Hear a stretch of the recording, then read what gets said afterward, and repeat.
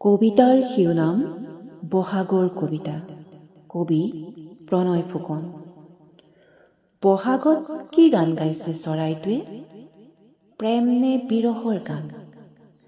প্ৰাপ্তি নে ভোকৰ গান? একেই সুৰ, একেই স্পন্দন।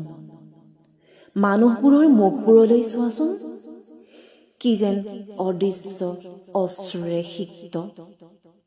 কোনে জানে কোন মুহূৰ্তত ভাগি পৰে আতংকৰ আকাশ।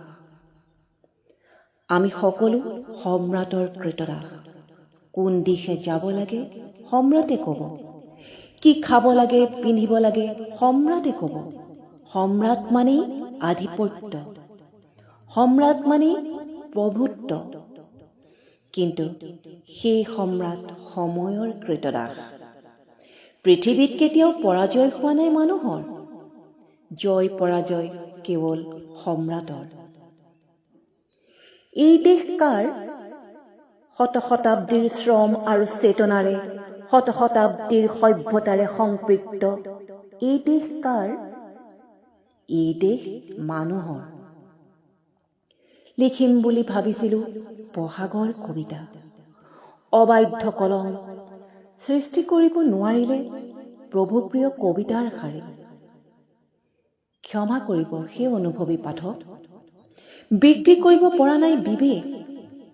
সেয়েহে মোৰ এই অপ্ৰিয় উচ্চাৰণ। পৃথিৱীক ভাল পোৱাৰ বাহিৰে আন একো কাম নাই কবিৰ। কবিৰ সৰ্বদা প্ৰিয় নিষ্পাপ শিশুৰ হাঁহি, সৰ্বদা প্ৰিয় কৰুণাময়ী নাৰী, সৰ্বদা প্ৰিয় অনিন্দ পৃথিৱী। সকলো কবিৰ দৰে বিশ্বাস কৰো দৃঢ়তাৰে পি.বি. শ্বলীৰ সেই অমৰ উক্তি, Poets are unacknowledged legislature of the world। সেয়েহে লিখি আছো আজীৱন অপৰাজেয় মানুহৰ কথা। পাই আছো পৃথিৱীৰ জয়গান।